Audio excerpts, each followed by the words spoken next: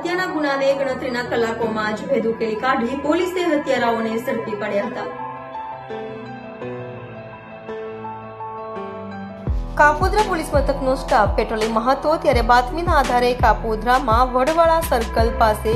ઋષિ ઉર્ફે ઋષિ પંડિત ગુલાબચંદ પાંડેની ચપ્પુના ઘા ઝીકી ઘાતકી હત્યા કરી ભાગી છૂટેલા હત્યારાઓ પંકજ ઉર્ફે મામો ઉર્ફે આંબા ભીમસિંહ રાજપૂત અને હર્ષિત ગોવિંદ કનડિયાને ઝડપી પાડ્યા હતા। પોલીસે ઝડપાયેલા આરોપીઓને ઝડપી પાડ્યા હતા તો આરોપીઓની ધરપકડ કરી કાપોદ્રા પોલીસે તેઓને સળિયા પાછળ ધકેલી દીધા છે। ગઈ તારીખ 24/11/2024 રોજ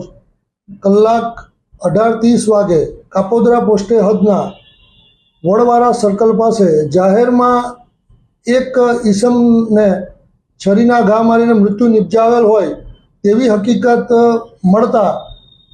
એ અનુસંધાને કાપોદ્રા પોલીસ સ્ટેશન ખાતે ખૂનનો ગુનો રજીસ્ટર કરવામાં આવેલ અને આગળની તપાસ પોલીસ ઇન્સ્પેક્ટર શ્રી MB અવસરોનાઓએ સંભાળી લીધેલ। આ ગુનાના કામે મરણ જનાર ઋષિ પંડિત ગુલાબચંદ પાંડે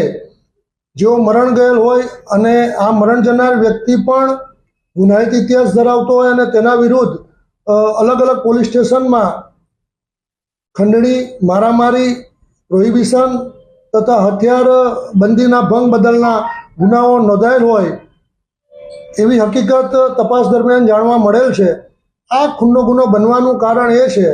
કે આ ગુનાના મુખ્ય બે આરોપી પંકજ ઉર્ફે મામો ઉર્ફે આંબા ભીમસિંહ રાજપૂત રહેવાસી મુરઘા કેન્દ્ર કાપોદ્રા સુરત તથા હર્ષિત ઉર્ફે ટકો ગોવિંદભાઈ કનાડિયા રહેવાસી રચના સોસાયટી કાપોદ્રા આ બંને ઈસમો જે છે એ અંકુશ રાજપૂત નામના વ્યક્તિના મિત્ર થતા હોય અને ઋષિ પંડિત પણ તેઓનો મિત્ર થતો હોય અને અગાઉના ગુનાની એક બનાવની જે અદાવત રાખી આ હુમલો કરવામાં આવેલ અને જેમાં ઋષિ પંડિત મરણ જાહેર કરવામાં આવેલ। આ ગુનાના કામે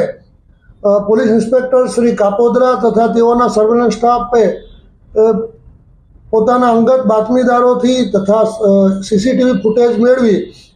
ગુનામાં સંડોવાયેલ બંને આરોપીઓની ધરપકડ કરવામાં આવેલ છે અને હાલ આ ગુનાના આરોપીઓ કોર્ટ કસ્ટડીમાં છે।